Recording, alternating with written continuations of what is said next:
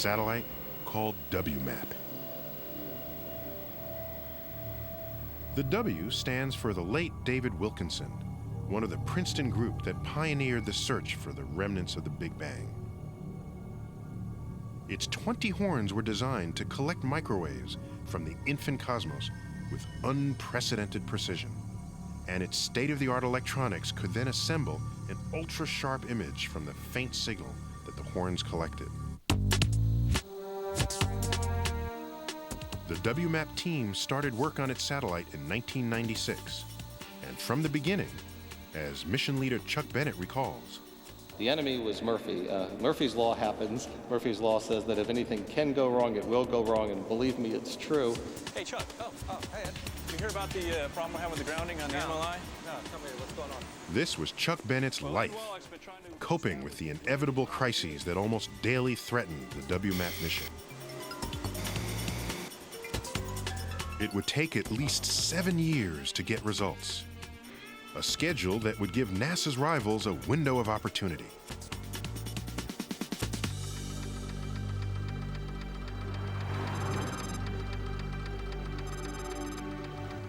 Ambitious observers like Tony Readhead set out to see if they could beat NASA to major discoveries of their own. I think it's very important to recognize, of course, that the spirit of competition is one of the things, of course, that drives scientists just like everybody else. And then the idea that the huge agency of NASA was going to go out there and they were going to really do the job properly. They were going to provide people with a 3-course meal, made many of us feel that we would really like to go out there and perhaps get a few appetizers in which might answer the most fundamental and interesting questions first.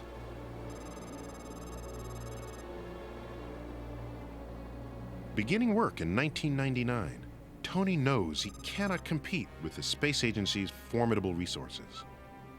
So he sets his sights on one piece of the puzzle. He decides to make remarkably detailed observations of a few tiny patches of the sky, hoping to capture the sharpest images yet of the Big Bang's microwave glow. If he succeeds, he will be the first to go beyond Kobe's fuzzy picture and identify the tiniest seeds of matter that gave rise to the universe we live in. To make this discovery, Tony and his team build an instrument called the Cosmic Background Imager. What looks like an array of giant tin cans is 13 sensitive microwave antennas linked together. This kind of array is the perfect design to produce the exceptionally detailed images Tony seeks. But there's a price to pay for such precision. In order to do observations of the microwave background, you have to get above most of the water vapor in the atmosphere. So you either have to go to space, of course, but that's very expensive, or you have to go to the South Pole, or come to a place like this, which is up at a very high altitude in the Andes.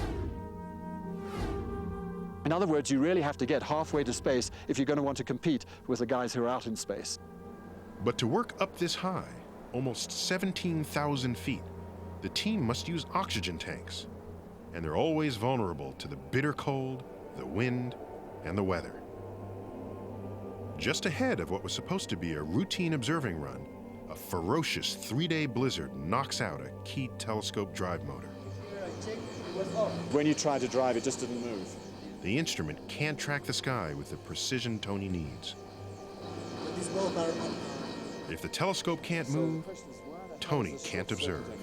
Okay, so I'm fairly sure that it's in the control. It's a setback, but a minor one, Tony devoutly hopes. If it's a problem with the AS drive motor, that's a big problem. Of course, this is extremely annoying because we go to extraordinary lengths to try to ensure that we don't lose any observing time.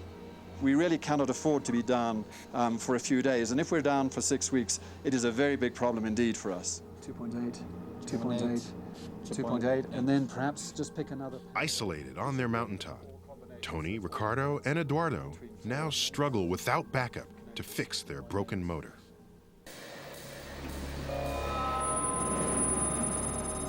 But in a way, they're fortunate.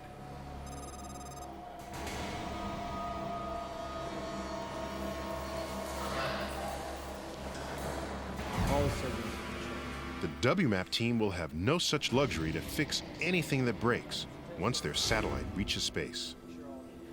Once you launch the thing, you don't get to turn that screwdriver one last time or make an adjustment or replace the part that broke. It's got to be right. One of the key things to make sure that you've got it right is to test it and test it and test it again.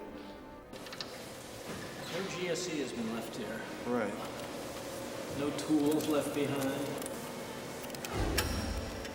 WMAP's final hurdle comes in this giant vacuum chamber, built to replicate the cold and the airlessness of space itself. The satellite cycles through here again and again to ensure that no mission-threatening flaw remains.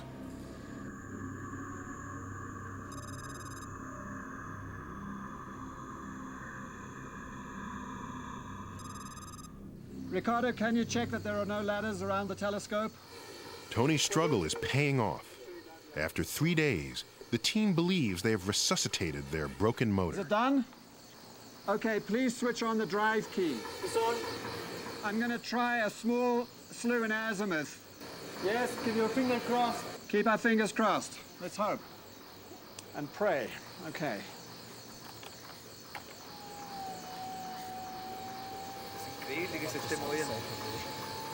Yes, and move.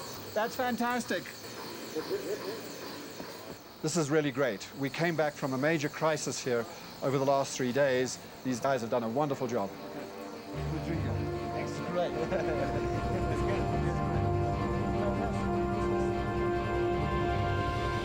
With his telescope operational again, Tony can finally get back to the painstaking task of collecting cosmic microwaves. It's slow work. It takes a minimum of 50 nights to create a usable image of a tiny patch of the sky. Finally, 5 years into the project, the WMAP satellite passes its last test. There's nothing left to do. Either the instrument will work in space, or it won't. It's time to fly. Chuck, of course, continues to fret.